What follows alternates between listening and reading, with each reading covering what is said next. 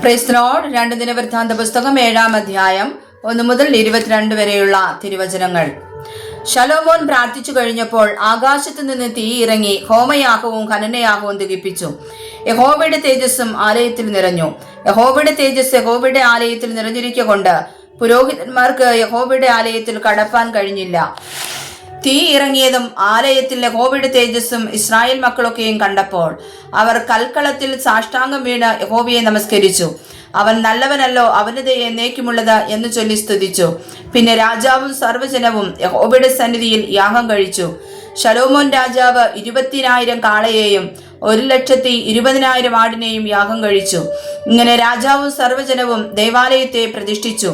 പുരോഹിതന്മാർ തങ്ങളുടെ ഉദ്യോഗമനുസരിച്ചും ലേവ്യർ അവന്റെ ദയ എന്നേക്കുമുള്ളത് എന്നിങ്ങനെ അവർ മുഖാന്തരം ദാവീദ് സ്തോത്രം ചെയ്ത സമയത്ത് യഹോവയെ സ്തുതിപ്പാൻ ദാവീദ് രാജാവുണ്ടാക്കിയ യഹോവയുടെ വാദ്യങ്ങളോടുകൂടെയും നിന്നു. ഇസ്രായേലൊക്കെയും നിൽക്കെ പുരോഹിതന്മാർ അവരുടെ മുമ്പിൽ കാഹളമൂതി. ശലോമോൻ ഉണ്ടാക്കിയിരുന്ന താമ്രയാഗ പീഠത്തിന്മേൽ ഹോമയാഗം, ഭോജനയാഗം, മേധസ് എന്നിവ കൊള്ളാതിരുന്നത് കൊണ്ട് ശലോമോൻ യഹോവയുടെ ആലയത്തിനു മുമ്പിലുള്ള പ്രാകാരത്തിന്റെ മധ്യഭാഗം ശുദ്ധീകരിച്ച് അവിടെ ഹോമയാഗങ്ങളും സമാധാന യാഗങ്ങളുടെ മേധസ്സും അർപ്പിച്ചു. ശലോമോനും ഹമാത്തിന്റെ അതിർ മുതൽ മിസ്രായീം തോടുവരെയുള്ള എല്ലാ ഇസ്രായേലും ഏറ്റവും വലിയ സഭയായി ആ സമയത്ത് 7 ദിവസം ഉത്സവം ആചരിച്ചു. 8-ാം ദിവസം അവർ വിശുദ്ധ സഭായോഗം കൂടി. 7 ദിവസം അവർ യാഗപീഠ പ്രതിഷ്ഠ കൊണ്ടാടി. 7 ദിവസം ഉത്സവവും ആചരിച്ചു. 7-ാം മാസം 23-ാം തീയതി അവൻ ജനത്തെ യഹോവ ദാവീദിനും ശലോമോനും തന്റെ ജനമായ ഇസ്രായേലിനും ചെയ്ത നന്മയെക്കുറിച്ച് സന്തോഷവും ആനന്ദവുമുള്ളവരായി അവരുടെ കൂടാരങ്ങളിലേക്ക് പറഞ്ഞയച്ചു. ഇങ്ങനെ ശലോമോൻ യഹോവയുടെ ആലയവും രാജധാനിയും തീർത്തു.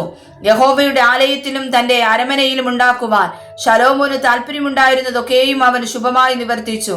അതിനുശേഷം യഹോവ രാത്രിയിൽ ശലോമോന് പ്രത്യക്ഷനായി അവനോട് അരുളി ചെയ്തത് എന്തെന്നാൽ, ഞാൻ നിന്റെ പ്രാർത്ഥന കേട്ട് ഈ സ്ഥലം എനിക്ക് യാഗത്തിനുള്ള ആലയമായിട്ട് തിരഞ്ഞെടുത്തിരിക്കുന്നു.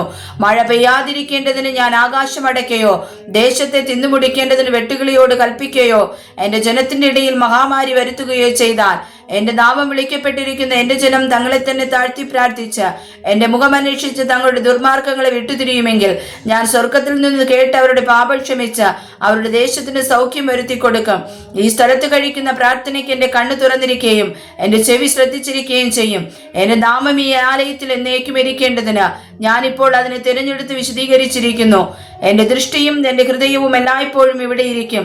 നീയോ നിന്റെ അപ്പനായ ദാവീദ് നടന്നതുപോലെ എന്റെ മുമ്പാകെ നടക്കുകയും ഞാൻ നിന്നോട് കൽപ്പിച്ചതുപോലെ ഒക്കെയും ചെയ്യുകയും എന്റെ ചട്ടങ്ങളും വിധികളും പ്രമാണിച്ചു നടക്കുകയും ചെയ്താൽ ഇസ്രായേലിൽ വാഴുവാൻ നിനക്കൊരു പുരുഷനില്ലാതെ വരികയില്ല എന്ന് ഞാൻ നിന്റെ അപ്പനായ ദാവീദിനുള്ളൊരു നിയമം ചെയ്തതുപോലെ ഞാൻ നിന്റെ രാജാസനത്തെ സ്ഥിരമാക്കും.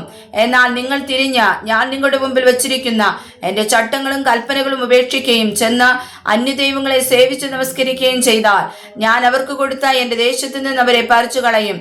എന്റെ നാമത്തിനായി ഞാൻ വിശദീകരിച്ചിരിക്കുന്ന ഈ ആലയത്തെയും ഞാൻ എന്റെ മുമ്പിൽ നിന്ന് നീക്കിക്കളഞ്ഞ സകല ജാതികളുടെയും ഇടയിൽ ഒരു പഴഞ്ചൊല്ലും പരിഹാസവും ആക്കി തീർക്കും. ഈ ആലയം എത്ര ഉന്നതമായിരുന്നാലും കടന്നുപോകുന്ന ഏവനും അതിനെപ്പറ്റി സ്തംഭിച്ച് യഹോവ ഈ ദേശത്തിനും ഈ ആലയത്തിനും ഇങ്ങനെ വരുത്തുവാൻ സംഗതി എന്ത് എന്ന് ചോദിക്കും. അതിനവർ തങ്ങളുടെ പിതാക്കന്മാരെ മിസ്രയീം ദേശത്തു നിന്ന് കൊണ്ടുവന്ന തങ്ങളുടെ ദൈവമായ യഹോവയെ അവർ ഉപേക്ഷിക്കുകയും അന്യദൈവങ്ങളോട് ചേർന്ന് അവയെ നമസ്കരിച്ച് സേവിക്കുകയും ചെയ്തത് കൊണ്ടാകുന്നു അവൻ ഈ അനർത്ഥമൊക്കെയും അവർക്ക് വരുത്തിയിരിക്കുന്നത് എന്ന ഉത്തരം പറയും. വായിച്ചത് ആ തിരുവചനങ്ങളാൽ കർത്താവ് നമ്മെ സമർത്ഥമായി അനുഗ്രഹിക്കട്ടെ. ആമേൻ.